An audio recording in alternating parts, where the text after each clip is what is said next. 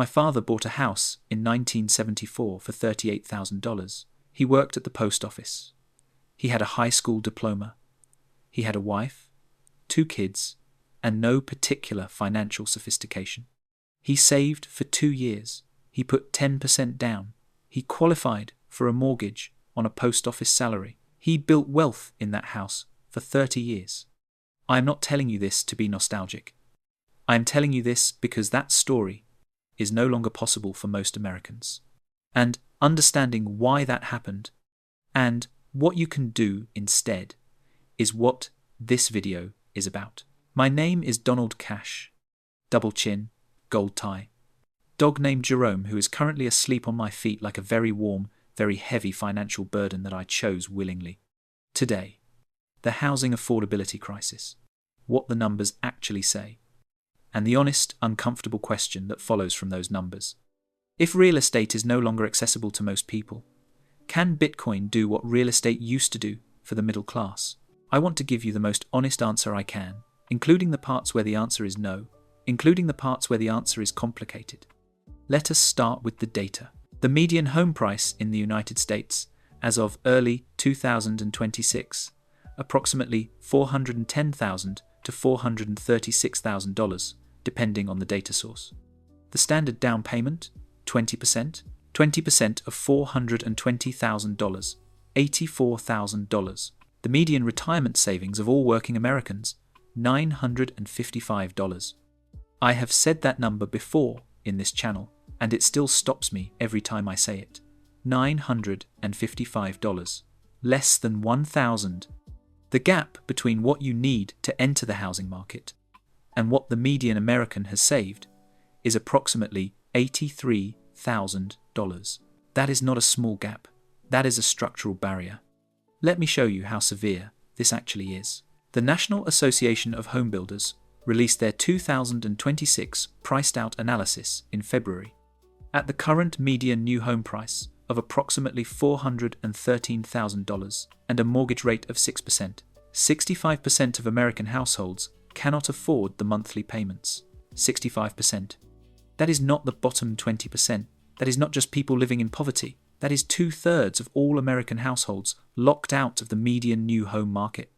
In 23 states, more than 80% of households are priced out of a new median-priced home. And here is the number that hit me hardest. 52% of American households cannot afford a $300,000 home. Not $400,000, $300,000. Half the country cannot qualify for a mortgage on a $300,000 home. The median home buyer age in 2026 is 40 years old. In the 1980s, it was 29. People are waiting 11 more years to buy a home than they did 40 years ago, not because they lack ambition, because the math no longer works at 29 the way it did then. And in a survey from IPX1031 released in February 2026, 62% of Americans say buying a home this year is unrealistic, up from 49% just 1 year ago. A 13 percentage point increase in 12 months. Only 24% of Americans believe buying a home is a good investment right now. Only 24. This is the context for the question in this video's title. Not, is Bitcoin as good as real estate? But, for the 65% of Americans who cannot access the wealth-building engine that real estate has historically been, is there an alternative? And specifically, is Bitcoin that alternative? Let me try to answer that honestly, starting with what real estate actually does, because you cannot find a replacement for something without understanding what you are replacing. Real estate does 3 things for the wealth builder. 1. Forced savings. When you make a mortgage payment every month, a portion goes toward paying down the principal. You are building equity whether you think about it or not. It is automatic. It is enforced by a bank that will take your house if you stop. 2. Leverage. When you put $84,000 down on a $420,000 property, you control an asset 5 times the size of your investment. A 7% annual appreciation on that property is not 7% on your $84,000, it is 7% on $420,000 applied to your $84,000. That is actually a 35% return on invested capital in 1 year. That leverage is the engine of middle-class wealth creation. 3. A place to live. The house you own appreciates in value while simultaneously solving your housing problem. You would be paying for shelter anyway. Ownership converts that unavoidable cost into equity. Bitcoin does not do any of those three things automatically. Bitcoin does not force savings. You have to choose to buy it and choose to hold it. Bitcoin does not provide leverage unless you specifically seek it out through borrowing, which introduces risk that most ordinary investors should not take. And Bitcoin does not give you a place to live. So, on the direct comparison, Bitcoin is not a replacement for what real estate does. But that is the wrong question to ask. The right question is, what job can Bitcoin actually do for someone who cannot access real estate? And here is where the honest answer gets more interesting. Bitcoin can do something that real estate cannot do for the person who has $80,000 less than what a down payment requires. Bitcoin is accessible from $10, not $84,000, not even $10,000, $10. The median American who has $955 in savings can buy $955 of Bitcoin today, this afternoon, without a credit check, without a bank approval, without a 30-year commitment to a mortgage payment. That is not nothing.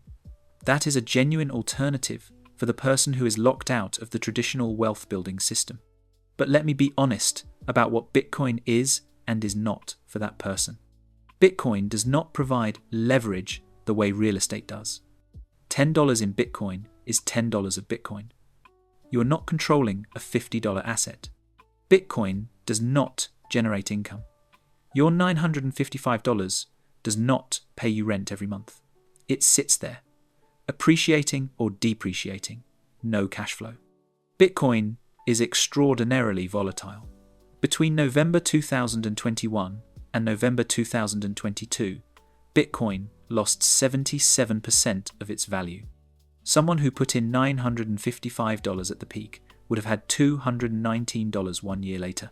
That is a brutal statement for someone who does not have a financial cushion. For someone with significant savings who can hold through a downturn, 77% is painful but survivable.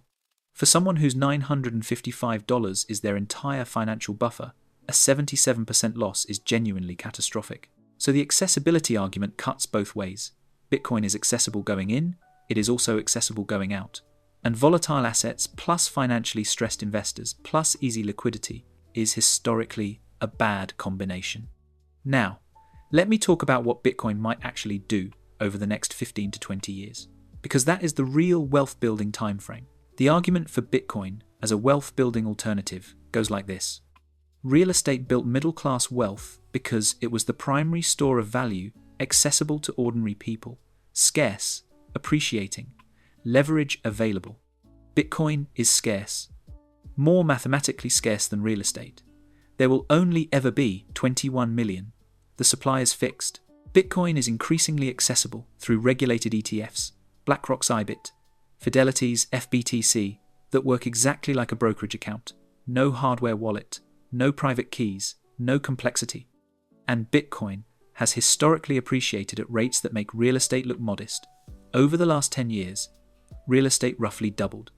Bitcoin went up approximately 34,000%.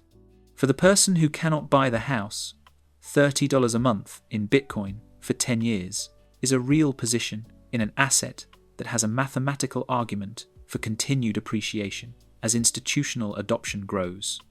Is it as reliable as real estate? No. Real estate has 5,000 years of track record as a store of value. Bitcoin has 15. Is it better than nothing? For the person who genuinely cannot access real estate, yes. It is significantly better than nothing. And significantly better than the savings account earning 0.45% while inflation erodes its value. I want to address the generational dimension of this, because I think it is central. For my generation, people who are 45 to 60 now, real estate was available. Not cheap, but available. We could get in. For our children's generation, the median home buyer age is 40. Millennials who could not afford homes in their 20s watched home prices double in the decade they needed to enter the market. Many are locked out for good in the cities where the economic opportunities exist. Bitcoin was created in 2009. It is, in some sense, a financial instrument born from the same failure of the traditional system that is now making housing inaccessible. A generation that cannot own property, but can own a fixed supply digital asset, is not an accident, it is a response. I am not saying Bitcoin will be their house. I am saying Bitcoin may be the wealth-building vehicle available to a generation for whom the traditional vehicle has been priced out of reach. And as the largest generational wealth transfer in history moves from baby boomers to millennials and Gen Z over the next 15 to 20 years, the assets that generation trusts will receive an enormous amount of capital. They trust Bitcoin more than they trust gold. They trust ETFs more than they trust a savings account. That preference has real asset price implications over time. Let me now give you the practical answer for 3 specific situations, because the honest answer to this video's question depends entirely on where you are. Situation 1. You are 50, have meaningful savings, and you are trying to decide between a rental property and Bitcoin as an investment. The honest answer, if you can afford the down payment on a rental property, that is likely still the better wealth-building vehicle for you specifically. Leverage, cash flow over time, tax advantages of depreciation, and the forced savings mechanism are real and significant. Bitcoin, as a 5 to 10% allocation alongside the property, entirely reasonable. As a replacement for it, a step down in risk-adjusted expected return. Situation 2. You are 45, have $20,000 or $30,000 saved, and you cannot qualify for a mortgage in your market. The honest answer: do not try to force the real estate path if the math does not work. A bad property purchased with too little down payment in a market you cannot afford is not better than Bitcoin. It can be worse. Consider high-yield savings for your emergency fund, REITs, real estate investment trusts for real estate income exposure without the down payment requirement. And yes, a modest Bitcoin allocation as your asymmetric growth position. REITs are deeply underappreciated in this context. VNQ and SCHH give you real estate income from hundreds of properties without a mortgage, without a down payment, without a tenant, and without a roof. The entry point is the price of one share. Situation 3. You are 35 to 45, locked out of your housing market, building from nearly zero. The honest answer: the accessible path starts with eliminating high-interest debt, building a real emergency fund in a high-yield savings account, and then beginning systematic monthly investments. Dividend ETFs for income, REITs for real estate exposure, and Bitcoin as a small, aggressive position, maybe 5 to 10%, that gives you exposure to the asymmetric upside of an asset that is genuinely accessible at any amount. This is not the path my father took. My father bought a house at 28 and built his wealth there. This is the path available to the person for whom my father's path is no longer accessible. And it is a real path. It is not as simple. It is not as certain.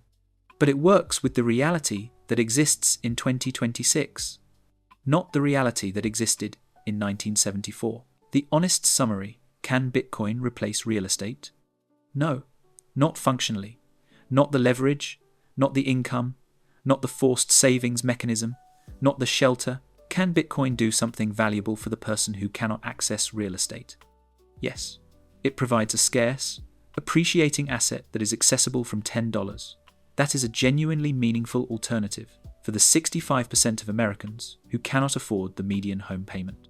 Not as a replacement, as the accessible version of the wealth-building vehicle. The tragedy is not that Bitcoin exists as an alternative. The tragedy is that the original vehicle has been priced out of reach for most of the country. My father built wealth in a house on a post office salary. That is no longer a story most people can tell, but it does not mean there is no story to tell. It means the story has changed. The wealth-building system still works. The instruments have changed. The down payment requirement has become the IBIT ETF minimum, which is the price of one share. Different tools, same goal, same discipline required. Jerome has opinions about this video. He communicated them by relocating from my feet to directly in front of the door, which in his language means he is done with macroeconomics for the evening. My tie is still tight. And the portfolio is still working. Let the money do the work. In the comments, are you locked out of the housing market where you live? And if so, what are you doing instead? No judgment, real question. I want to know what the actual experience is for people watching this channel. I reply to every comment. Donald Cash. Out.